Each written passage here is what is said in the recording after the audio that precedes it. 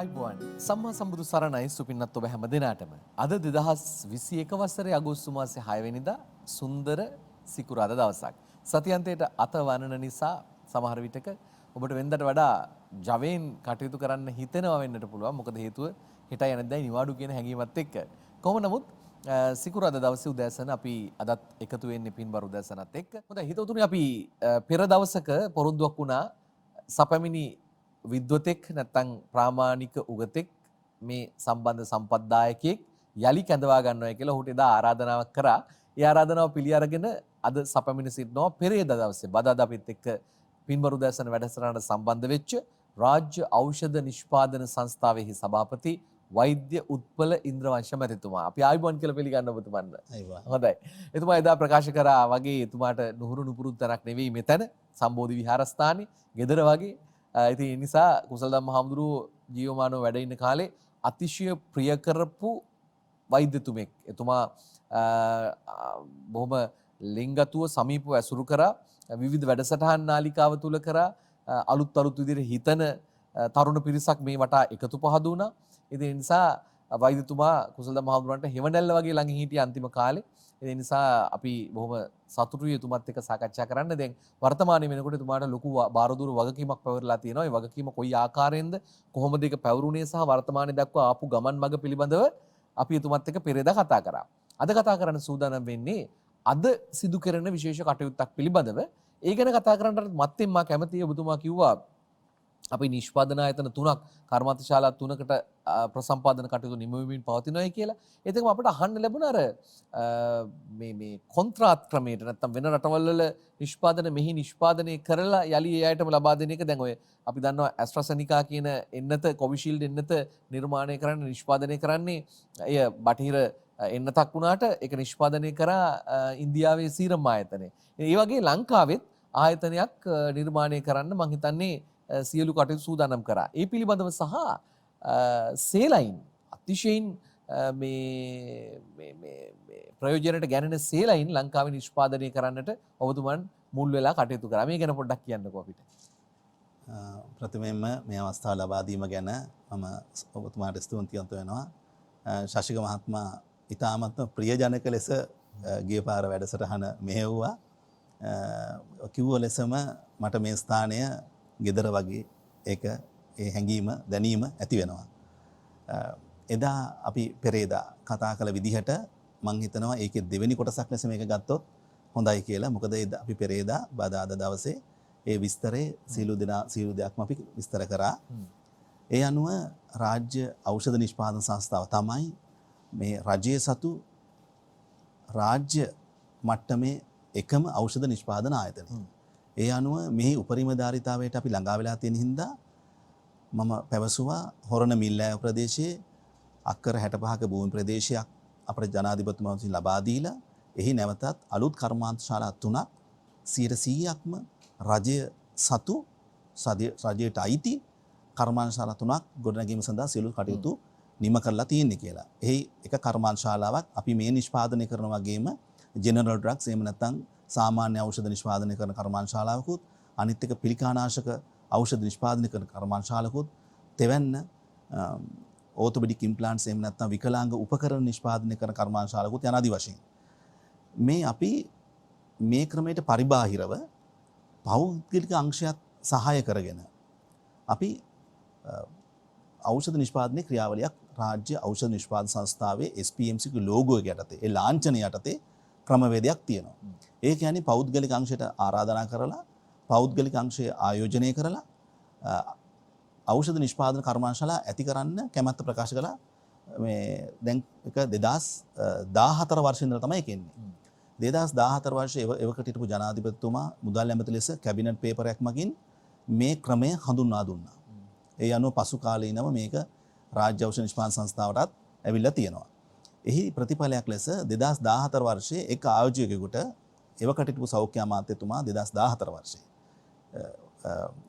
මහනුවර පල්ලේකැලේ ආයෝජන කලාපයේ ඉඩමක් ලබා දීලා ඒ කර්මාන්තශාලාවක් හදලා තියෙනවා. එය දැන් අපි බද්ධ ව්‍යාපාරයක් ලෙස මේ වන විට එහි වැඩ කටයුතු අවසන් වෙලා අපි රාජ්‍ය ඖෂධ නිෂ්පාදන සංස්ථාව යටතේ අපේ ලෝගෝ එක යටතේ මේ නිෂ්පාදන කටයුතු සිද්ධ කරනවා. මෙහිදී සිද්ධ වෙන්නේ ශාසික මහත්මයා අපි රාජ්‍ය ඖෂධ නිෂ්පාදන සංස්ථාවේ කොහොමද ඖෂධ නිෂ්පාදනය කරන්නේ? අපේ ප්‍රමිතිය, ක්වොලිටි එක, ඒ නිෂ්පාදන ක්‍රමවේදයන් ඒ සියල්ලම ඒ ආයතනවල අපි කරනවා සේම ඒ විදිහටම කරනවා. එහිදී පෞද්ගලික අංශය ආයෝජනය කරාම මේකේ අපේ ප්‍රයිසිං කමිටි එකක් තියෙනවා. මේ අපි හදන ඖෂධයකට මිල නියම කරන ක්‍රමවේදයක් ඒකත් කැබිනට් මණ්ඩලය විසින් නිර්දේශ කරපු කොමිටියක් තියෙනවා. ඒකෙන් ලැබෙනවානේ අපිට යම්කිසි වටිනාකමක් දෙනවානේ ඖෂධයකට. ඒකෙන් ලැබෙන ඒ ඉතා සුළු ලාභයෙන් කොටසක් මේ ආයෝජකයට ලබා දෙනවා. නිසා මේක දීර්ඝකාලයක් වශයෙන් කරන නිසා ආයෝජකයට පාඩුවක් වෙන්නේත් නැහැ. රටට විශාල ලාභයක්. මේ ප්‍රතිපලයක් ලෙස සේලයින් කර්මාන්තශාලාවක් ඔය මහනුවර පල්ලේකැලේ ආයෝජන කලාපයෙන් පටන් අරගෙන හැබැයි නැවතිලා තිබ්බේ. 2019 දෙසැම්බර් 23 මේ ස්ථානයට රාජ්‍ය ඖෂධ නිෂ්පාදන සංස්ථාවේ සභාපති ලෙස පැමිණෙනකොට මේ කණ්ඩායම මාව හම්බෙන්න ආවා. ඇවිල්ලා කිව්වා මේක නැවතිලා තියෙන්නේ අපට රජයේ සහයෝගය ලැබෙනවා නම් මේක කරන්න පුළුවන් කියලා. පසුව ඇත්තටම මේක සාකච්ඡා කරා ජනාධිපතිතුමාත් එක්ක. ජනාධිපතිතුමා කිව්වා ආයෝජකයන්ට උදව් කරන්න කියලා. ඒ අනුව රුපියල් බිලියන 4ක වගේ දෙවන්ත ආයෝජනයක් මෙහි 140ක වගේ කොටස් හිමිකාරීත්වයක් චීන සමාගමටත් තියෙනවා. මොකද හේතුව සේලයින් නිෂ්පාදනය කරනකොට එහි තාක්ෂණය අපිට නැති බැවින් ඒ තාක්ෂණය අපි ලබා ගන්න ඔවුන්ගෙන්. එතකොට මේ කර්මාන්තශාලාව ඉදිකිරීම කටයුතු වලදී ඒ යන්ත්‍ර සූත්‍ර ඒ ක්‍රමවේදයන් ඒවා ඉන්ස්ටෝල් කිරීම ඒ සියල්ල කරන්නේත් ඔවුන් විසින්. ඒ වගේම අපි ඖෂධ සේලයින් මෙහි නිෂ්පාදනය කරලා අපි දවසක ආනයනය අපට නවත්තලා අපනයනයට යනකොට ඔවුන්ට වෙළඳපොළත් ඒ අපනයනය කිරීමේ වෙන විදේශ වෙළඳපොළත් ඔවුන් සතුයි. ඔවුන් ඉතා ප්‍රසිද්ධ ආයෝජකයෝ. ඒ අනුව මට ඒ තියෙන සීමාව තුළ උපරිම සහයෝගය ලබා දීලා අවුරුද්දක වගේ ටාගට් එකක් දුන්නා මේක ඉවර කරන්න. ඒ අනුව ඔවුන් පැය 24යි කාලයක් වැඩ කරා. ඉතින් හිතන්න පුළුවන් කොහොමද කොරෝනා කාලේ මේවා කරේ කියලා. ඇත්තටම ජනාධිපති කාර්ය සාධක බලකාය වත්මන් මුදල් ඇමතුමා ඒකට විශාල උදව්වක් කරා. මොකද හේතුව අපි මේ බඩු අරංගය කාගෝ ෆ්ලයිට්ස් වල අපි ඒ කන්සල්ටන්ස්ලා ඒ අදාළ විශේෂඥ දැනුම තියෙන පිරිස් ලංකාවට ගෙනාවා. ඒ කර්මාන්තශාලාවට පමණක් නෙවෙයි අනෙකින් තවත් කර්මාන්තශාලා ඉදි වෙනවා. ඒවටත් අපි ගෙනාවා. මේ ආකාරයෙන් මෑතකදී මේ කර්මාන්තශාලාවට GMP සහතිකය ලැබුණා NMR එක විසින්. ඒ වගේම කැබිනට් අනුමැතිය ලබා දුන්නා. මේ නිෂ්පාදන කටයුතු පටන් අරන් SPMC ලෝගෝ එක යටතේ එහෙම නැත්නම් රාජ්‍ය ඖෂධ නිෂ්පාදන සංස්ථාවේ ලාංඡනය යටතේ සම්පූර්ණ රාජ්‍ය රෝහල් පද්ධතිය වෙතටත් ඒ වගේම දෙවනුව පෞද්ගලික අංශයටත් ලබා දීම සඳහා වැඩ කටයුතු ආරම්භ කරන්න අවශ්‍ය අනුමැතින් සියල්ලම ලැබුණා. කොයිතරම් වාසනාවන්ත පුවතක්ද මේක. සාමාන්‍යයෙන් ඔබ දන්නවා රජයේ රෝහලකට ගිහිල්ලා පොලිමේ ඉඳලා අර බෙහෙත් ගබඩාවෙන් බෙහෙත් ටිකක් අරගෙන තමන්ගේ ජීවිතය රැකගන්න රෝගීන් දුප්පත් අසරණ ජනතාව කොච්චර ඉන්නවද? අපි හරි උජාරුවේ යනවා ෆාමසි එකෙන් ගන්න කියලා ප්‍රෙස්ක්‍රිප්ෂන් එක අරගෙන නැත්නම් බෙහෙත් තුණ්ඩු අරගෙන අපිට ඒක ලොකු දෙයක් දැනෙන්නේ නැහැ. 1000ද 2000ද 3000ද 5000ක් වුණත් අපි අවශ්‍ය බෙහෙත ගන්නවා අපේ තියෙන ක්‍රය ශක්තිය අනුව. හැබැයි එදා වේලා හම්බ කරගන්න කෑම කන්නවත් බැරුව ඉන්න වේලක් පිරිමහ ගන්න බැරුව ඉන්න කෙනෙකුට බෙහෙත් ටිකක් නොමිලේ හම්බ වෙනවා කියන එක ජීවිතය රැක ගන්න නැත්නම් හොඳට හුස්ම ගන්න කැස්ස නැති කරගන්න හිතලා බලන්න කොච්චර පිනක්ද මේක. ඒ නිසා මම හිතනවා මේක මේ රටේ දැවැන්ත ප්‍රාතිහාර්යමය වෙනසක් බවට පත්වේවි. සාමාන්‍යයෙන් බෙහෙත් මාෆියාවක් ක්‍රියාත්මක වුණු කාලයක් තිබුණා ලංකාවෙත්. ලෝකේ හැමතැනම මේක තියෙනවා. බෙහෙත් ඖෂධ අවි ආයුධ තමයි සහ මත්කුඩු තමයි ලෝකේ වැඩිම මේ ලාභ ලබන්න පුළුවන් බිස්නස් නැත්නම් ව්‍යාපාර බවට පත් වෙලා තියෙන්නේ. හැබැයි මේ ඖෂධ වලට නොරැවටි අපි හැමතිස්සෙම කියනවා අර SPC සහතිකයේ තියෙනවා නම් ලබා ගන්න ගැටලුවක් නැහැ කියලා. සමහර වෙලාවට මේකේ වෙළඳ නාමයට රැවටිලා ලොකු මුදලක් ගෙවලා අපි ගන්න අවස්ථා තියෙනවා. එහෙම කරන්න අවශ්‍ය නැහැ. දැන් අපේම දෙයක් ඔබට ලෙඩසුව කරගන්න බෙහෙත් හැටියට ලබා ගන්න පුළුවන්. වෛද්‍යතුමනි දැන් අද විශේෂ දෙයක් සිද්ධ වෙනවා. තව නොබෝ වෙලාවකින් පැය කිහිපයකින් ඔබතුමා එතන සිටිය යුතුයි මේ වෙලාව එනකොට. එතකොට මේ මොකක්ද මේ කටයුත්ත? ශාසික මහත්මයා එදා පැහැදිලි කර ආකාරයට තයිරොක්සින් මයික්‍රෝග්‍රෑම් 50 ඖෂධය සහ ට්‍රැමඩෝල් මිලිග්‍රෑම් 50 ඖෂධය රාජ්‍ය ඖෂධ නිෂ්පාදන සංස්ථාවේ ප්‍රථම වරට නිෂ්පාදනය කරලා එළි දක්වන අවස්ථාව. ඇත්තටම මේ අවස්ථාවට අපි ආරාධනා කරලා තියෙන්නේ වත්මන් මුදල් අමාත්‍ය බැසිල් රාජපක්ෂ මැතිතුමා ඇතුළු පවිත්‍රා දේවී වන්‍යාරච්චි ඇමතිතුමිය, මහාචාර්ය චන්න ජයසුමන ඇමතිතුමා, ඒ වගේම තවෙකුත් සම්භාවනීය අමුත්තන්. මොකද මේක රාජ්‍ය ඖෂධ නිෂ්පාදන සංස්ථාව රටක් වශයෙන් ලැබපු ලොකු ජයග්‍රහණයක්. මොකද තයිරොක්සින් මයික්‍රෝග්‍රෑම් 50 ඖෂධය සාමාන්‍යයෙන් රාජ්‍ය රෝහල් පද්ධතිය වෙත වසරකට මිලියන 98ක් වගේ ප්‍රමාණයක් අවශ්‍ය වෙනවා. ඒ වගේම මයික්‍රෝග්‍රෑම් C ඖෂධය මිලියන 32ක් වගේ ප්‍රමාණයක් අවශ්‍ය වෙනවා. ඒ වගේම ට්‍රැමඩෝල් රාජ්‍ය රෝහල් පද්ධතියට සහ රාජ්‍ය ඔසුසල වෙත මිලියන 9ක වගේ ප්‍රමාණයක් අවශ්‍ය වෙනවා. ඉතින් මේ සමස්ත ධාරිතාවයම අපිට රටේ නිෂ්පාදනය කරලා ලබා දෙන්න පුළුවන්. මේන් අපි සැලසුම් කරලා තියෙනවා ට්‍රැමඩෝල් මිලිග්‍රෑම් 50 ඖෂධය සම්පූර්ණ ආනයනය නවත්තන්න. මොකද හේතුව ඉස්තාම උසස් ඖෂධයක් අපට නිෂ්පාදනය කිරීමේ හැකියාව නිසා අපිට මේ ඩොලර් පිටරට යන එක නවත්තන්න පුළුවන්. ඒක අපලද ජයග්‍රහණයක්. තයිරොක්සින් මයික්‍රෝග්‍රෑම් 50 ඖෂධය අපි මුලින්ම රාජ්‍ය රෝහල් පද්ධතිය වෙත සපයන තමයි බලාපොරොත්තුව. දෙවනි පියවර ලෙස පෞද්ගලික අංශයටත් ඔසුසල වෙතටත් ලබා දෙන්න බලාපොරොත්තු වෙනවා. මොකද හේතුව පෞද්ගලික අංශයේදී අපි බ්ලිස්ටර් ක්‍රමයට මේක ලබා දෙන්න ඕනේ. අපි ඒකත් නිෂ්පාදනය කරනවා තව මාස දෙකකින් වගේ ප්‍රමාණයක කාලයකදී. අපි ඒ සඳහා ඒ අවශ්‍ය ඊටාම මිලාදික යන්ත්‍රය මැෂින් එක අපි ඕඩර් කරලා තිනවා වෙන රටකින්. ඉතින් තව මාස දෙකක් වැඩිම 3ක් යනකොට අපිට පුළුවන් බ්ලිස්ටර් ක්‍රමයට මේක ලබා දෙන්න. ඒ අනුව අපි බලාපොරොත්තු වෙනවා ශෂික මහත්මයා පෞද්ගලික අංශයේ දැනට තයිරොක්සින් ගේන රටවල් ඉතා ප්‍රසිද්ධ වෙළඳ නාම තියෙන රටවල් වලින් මේ ඖෂධය ආනයනය කරනවා. ඒගොල්ලොත් සමග ඒ ඖෂධයත් සමග තරඟකාරී ලෙස තරඟයකට යන්න අපි සූදානම් වෙලා ඉන්නේ. හොඳයි. දැන් ලෝකේ කිසිදු ව්‍යසනයක් නැත්නම් වසංගතයක් තාම නිම වෙලා නැහැ 100%ක්. මම අහලා තියෙන විදිහට ෆොක්ස් ෆීවර් වගේ එකම එක රෝගයක් විතරයි වසංගතයක් විතරයි සහ මුලින් මේ ලෝකෙන් තුරන් වෙලා තියෙන්නේ.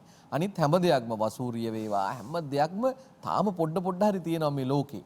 ඒ අනුව කොරෝනත් එක තමයි ජීවත් වෙන්න වෙන්නේ තව 100 වසක් විතර යනකම්. අපි ඒක අඩු වැඩි වෙයි. හැබැයි ඉන්ජෙක්ෂන් ගහන්න වෙයි. දැන් මාත්‍රා දෙකක් ගත්ත අයට තව තුන්වෙනි මාත්‍රාවක් දෙනවා කියලාත් කතාවක් යනවා. ඒතකොට ඒවා හැමදාම ලොකු මුදලක් දීලා දැන් ප්‍රධාන වශයෙන් හම්බුනාට හැමදාම ප්‍රධාන හම්බෙන්නේ නැහැ. හැමදාම අවුරුදු නැහැ කියනවනේ. ඒ වගේ අපිට මේ මිලදී ගැනීමක් කරන්න වුණාම ඊට වඩා පහසුවෙන් අපේ රටේ නිෂ්පාදනය කරගන්න පුළුවන් නම් දැන් කොරෝනා එන්නත වගේ දෙයක් මම හිතනවා මේක රටට බොහොම දරන්න පුළුවන් තත්ත්වයක් බවට පත් වෙවි. නැත්නම් අපේ රටේ ජනතාව හැබැයි එන්නත් කරන්නේ අංක 1ට ඇවිල්ලා තිනවා ඊයේ වෙනකොට නැත්නම් පෙරේදා වෙනකොට ලෝකෙම පැසසුම් ලැබුණා. WHO නැත්නම් ලෝක සෞඛ්‍ය සංවිධානයේ මහලේකම්තුමා පවා අපට ප්‍රශංසා කරලා තිබුණා. මේ මං හිතන්නේ යුද හමුදාව දිවා රෑ නොලබ නිදි වර්ජිතව විහාර මහදේවී උද්‍යානයේ දියත උයනේ ඉතාමත්ම පිළිවෙලට මේ කටයුත්ත කරනවා. සමහර වෙලාවට කෙනෙක් කියන්න පුළුවන් අනේ හමුදාව මොකටද ඕවට යොදාගන්නේ කියලා. හමුදාව නොහිටියා නම් අපේ රටේ මිනිස්සු තැන් තැන්වල මියදෙන ආකාරය බලන්න තිබුණා. ඔවුන්ගේ සහයෝගය මේ රණවිරුවෝ සුවවිරුවෝ එකට අත්වල් බැඳගෙන මේ ගමන ගියේ නැත්තම්. මොකද සුවවිරුවන්ගේ විශේෂඥ දැනුමත් අර රණවිරුවන්ගේ ශ්‍රමදායකත්වයත් එක්ක තමයි මේ ගමන යන්නේ. මම කැමති අවසාන වශයෙන් වෛද්‍යතුමාගෙන් අහන්න අපට කොච්චර සුබවාදී බලාපොරොත්තු තබා ගන්න පුළුවන්ද දැන් අද මේ තබන යෝධ පීවරෙන් පස්සේ ඉදිරියේදී මේ රටේ ඖෂධ සම්බන්ධයෙන් බය වෙන්න දෙයක් නැහැ. ඖෂධ ශාස්ත්‍රීයත්වයක් ස්වයංපෝෂිත බවක් ඇති වේද අපිට? ඔව්. ඇත්තටම මා සඳහන් කළ පරිදි අපේ කර්මාන්ත ශාලා තුමත් ඒ කියන්නේ රාජ්‍ය ඖෂධ නිෂ්පාදන සංස්ථා SPMC කර්මාන්ත ශාලා අලුත් කර්මාන්ත ශාලා තුනත් ඒ වගේම අපිත් එක්ක පෞද්ගලික ආයෝජකයෝ ආයෝජන කළ තියෙන කර්මාන්ත ශාලා තුනත් සිළුම් දේ තව අවුරුදු දෙකක් ඇතුළත කර්මාන්ත ශාලා කීපයක් විවෘත වෙනවා. අපේ කර්මාන්ත ශාලාත් අවුරුදු දෙකක් කොහමද අවුරුදු 3ක් ඇතුළත මම හිතනවා දැනට ශ්‍රී ලංකාවේ අවශ්‍යතාවය 100%ක් නම් ඖෂධ අපි දේශීයව නිෂ්පාදනය කරන්නේ 20%යි තාම. දැන් ඒක 22 23 වගේ 24 වගේ තත්ත්වයට ගෙනල්ලා තියෙනවා. මේ අගය 160 දක්වා තව අවුරුදු 3ක් ඇතුළත අනිවාර්යයෙන්ම ළඟා වෙනවා. ඒ කියන්නේ අපි 60 70 මට්ටමට වගේ යනවා. ඉතින් අපි ඒ කියන්නේ විශාල ඩොලර් ප්‍රමාණයක් රටෙන් පිටට යන එක නවතිනවා. ඒ වගේම අපිට ආනයන නවත්තලා අපනයනය කරන්න පුළුවන් වුණාම තව ඩොලර් ප්‍රමාණයක් රට ඇතුළට එනවා. ඒ ඔක්කොමත් පස්සේ කළා ශාසක මහත්මයා මගේ තියෙන අවංක අදහස තමයි අපේ ජනතාව රෝගී නොවී සිටීම. අපි රෝගී නොවී සිටියා නම් මේ ඖෂධ අවශ්‍ය වෙන්නේ නැහනේ. අපි හැබැයි මේ ඖෂධ හදන්නේ රෝගී වෙච්ච අපේ ජනතාවට ඒ රෝග වලින් මිදෙන්න කිසිම ලාභයක් බලාගෙන නෙවෙයි මේ ඖෂධය අපි හදන්නේ.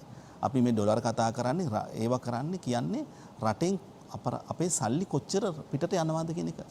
මෙහිදී මට කියන්න ඕනේ මහාචාර්ය සේනක බිබිලේ මැතිතුමා ප්‍රකාශ කළ ආකාරයට ප්‍රමිතිය තමයි ප්‍රධානම. ප්‍රමිතියෙන් උසස් ඖෂධ සාධාරණ මිලකට ලබා දෙන්න තමයි අපි උත්සාහ කරන්නේ.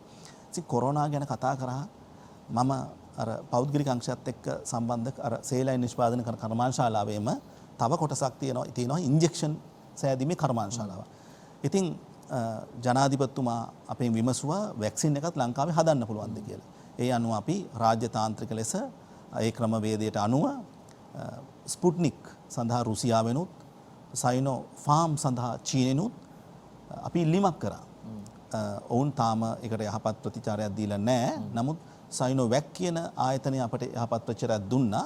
ඒ අනුව අපි මේ ඉන්ජෙක්ෂන් හදන කර්මාන්තශාලාවක් පරිවර්තනය කරා. එහෙම නැත්නම් කන්වර්ට් කරා වැක්සින් හදන කර්මාන්තශාලාවක් බවට. ඒකට ඩොලර් මිලියන 5ක වගේ ආයෝජනයක් නැවත කරන්න සිද්ධ වුණා. දැන් මේ කරලා ඉවරයි. දැන් ලෝක සෞඛ්‍ය සංවිධානයෙන් ලංකාවට එන්න නියමිතයි. එහෙම නැත්නම් ඒගොල්ලෝ ක්‍රමවේදයකට අනුව ලෝක සෞඛ්‍ය සංවිධානයෙන් තමයි අනුමැතිය දෙන්න ඕනේ මේ වගේ වැක්සින් එකක් නිෂ්පාදනය කරනකොට. මොකද ජාතික ඖෂධ නියාමන අධිකාරිය සඳහා WHO එකෙන් සහාය පතලා තියෙනවා. ඉතින් අපිට WHO අනුමැතිය හම්බුනහම ශශික මහත්මයා අපිට ලෝකේ ෆයිසර් වේවා ඇස්ට්‍රසෙනිකා වේවා ඕනම වැක්සින් එකක් ඩිස්පෙන්සින් ඇන්ඩ් ෆිලිං කියන අවස්ථාව මේ වන විට කරන්න පුළුවන් වෙනවා. අර ශශික මහත්මයා කිව්වා වගේ අපි දන්නේ කොරෝනා වසංගත කාලය තව කොපමණ දුරට යයිද කියලා. මෙහිදී අර ලොකු ජනමාධ්‍යවල කතා වෙන මේ සයිනෝ වැක් එක ගැන. ඇත්තට සයිනෝ වැක් එක අපි ආරම්භ කරාට අපි කොහෙවත් කිවිසුමක් අත්සන් කළා නැහැ සයිනෝ වැක් ගන්නවා කියලා. එහෙම එකක් නැහැ. කොහෙන් හරි පටන් ගන්න ඕනේ නේ. අපි මේක WHO approved එහෙම නැත්නම් අනුමත නිර්දේශය ලැබපු වැක්සින් ප්ලාන්ට් එකක් වුණොත් ශාසික මහත්මයා අපිට ෆයිසර් වලට අපිට කියන්න පුළුවන් ওই කාර්යය මෙහෙ කරන්න කියලා. ඇස්ට්‍රසෙනිකා ඔය ජපානයේ අපිට ගෙනාවේ. ඒ කියන්නේ ඔක්ස්ෆර්ඩ් වැක්සින් එක එහි හදනවනේ. ඔක්ස්ෆර්ඩ් වැක්සින් එක ඉන්දියාවේ හදනවනේ. ඒ වගේ අපිට ඉදිරියේදී කියන්න පුළුවන් ඒ ඔක්ස්ෆර්ඩ් වැක්සින් එක අපේ රටේ හදන්න කියලා. ඉතින් මම හිතනවා අපි ඒ සඳහා ඒ අඩිතාලම දාලා තියෙන්නේ. අද තයිරොක්සින් ඖෂධය, ට්‍රැමඩෝල් ඖෂධය වගේම අපි මේ ඖෂධ නිෂ්පාදනය කරේ අවුරුද්දක් විතර කාලයක් ඒ ෆෝමුලේට් කරලා පරීක්ෂණ කරලා අනුමැතියන් ලබාගෙන ලේසින් අපට ඖෂධයක් හදන්න බෑ. අපිට එකපාරටම ක්‍රම දාමයක් තියෙනවා. එහෙම බෑ. එහෙනම් අපිට ඔක්කොම හදන්න පුළුවන් නේ. ඉතින් අපට ෆෝමුලා එක අපි හදා ගන්න ඕනේ. අපේ ෆෝමුලේෂන් ඩිපාර්ට්මන්ට් එකේ මේ ෆෝමුලා එක කවුරුවත් දෙන්නේ නැහැ. පිටරටින් ගන්නව නම් ඩොලර් 50000 සිට 80000ක් වගේ විශාල මුදලක්. අපි මේවා ඔක්කොම අපේ දැනුම තියෙන විශේෂඥ දැනුම තියෙන නිලධාරීන් බහුලයි. ඉස්සර මේ කට්ටිය ඔක්කොම පිටරට ගිහලා බුද්ධි ගලණයක් සිද්ධ වුණා. දැන් ඇත්තට මේ කර්මාන්තශාලා ඇති වෙනකොට මේ කොටස ලංකාවේ නවතිනවා. ඒ වගේම ශාසික මහත්මයා රැකිරක්ෂා විශාල ප්‍රමාණයක් ඇති වෙනවා. ওই සේලයින් ආයතනයේ අලුතෙන් රැකියා 250ක් පමණ ඇති වෙනවා. ඒකින් 125ක් B farm graduatesලට උපාධිධාරීන් සඳහා විවෘත වෙනවා. ඒක විශාල අවස්ථාවක් ඒ දරුවන්ට. ඒ වගේම මේ ඖෂධ නිෂ්පාදනය කරනවා සියසින් දැක ගන්න මහඟු තෝතැන්නක් වෙනවා. ඒ කියන්නේ විශ්වවිද්‍යාලයකට අවශ්‍ය ප්‍රායෝගික දේවල් මේ ස්ථානයේ කරන්න පුළුවන් වෙනවා. ඒ වගේම නැවුම් ඖෂධ ලැබෙනවා. ඒ වගේම අපි ඉස්සර නම් සේලයින් කන්ටේනර් ගණන් ගණන්ලා මෙහි ගබඩා කරලා සමහරට උෂ්ණත්වවල ප්‍රශ්න වෙලා එහෙම ලොකු වියදම් යනවා. දැන් කෙලින්ම එම ආයතනයෙන්ම කිසිම ගබඩා කිරීමක් නැතුව රෝහල් පද්ධතියට ලබා දීමේ ක්‍රමවේදයක් සලසන. හැම පැත්තෙම බැලුවාම රෝගීන්ට ප්‍රමිතින් උසස් ඖෂධ ලැබෙනවා අතරම රජයට විශාල ලාභයක් තමයි මේ ඖෂධ නිෂ්පාදනය දේශීය වශයෙන් කිරීමේදී සිද්ධ වෙන්නේ. හිත ඇත්නම් පත කුඩාද කියලා කියවනක් තියෙනවා. ඒ නිසා මේ ගැන හිතන්න විතරයි තියෙන්නේ. අලුත් විදිහට හිතන නිර්මාණශීලී චින්තනයෙන් හෙබි දක්ෂ පරිපාලකයෙක් සභාපති ධූරයට පත් කරාට පස්සේ ඔන්න වෙන වෙනස. ඒ නිසා අපි මේ වෙනස දැකලා සතුටු වෙනවා. රටක් හැටියට ආඩම්බර වෙනවා. මහජනතාව හැටියට බලාපොරොත්තු සහගතව දැස් දල්වාගෙන සිටිනවා. නුදුරු අනාගතයේදී මේ කියන තත්ත්වයට ලංකාවේ එනතුරු එතෙක් අපි අද පින්බර උදෑසන වැඩසටහනෙන් අද දවල් පැවැත්වෙන උදෑසන 10ට පමණ පැවැත්වෙන මේ විවෘත කිරීමේ උත්සවයට පෙර ආතුව කැඳවාගත්ත රාජ්‍ය ඖෂධ නිෂ්පාදන සංස්ථාවේ සභාපති වෛද්‍ය උත්පල ඉන්ද්‍රවංශ මැතිතුමන්ව එතුමන්ට බෙහෙවින්ම ස්තුතියි. ඔය කියපු දේවල් කරගෙන යන්න තුනුරුවනගේ අනන්ත මහා ගුණ බලයෙන් ශක්තිය ධෛර්ය වරම වාසනාව ලැබේවා කියලා ප්‍රාර්ථනා කරගෙන අපි අදට පින්බරු දැසරින් සමුගන්නවා. යලිත් දවසක නැත්නම් ලබන සඳුදා පින්බරු දැසරින් ඔබ හමු වීමේ අපේක්ෂාවෙන් ඔබ හැම දිනාටම සම්මා සම්බුදු සරණයි.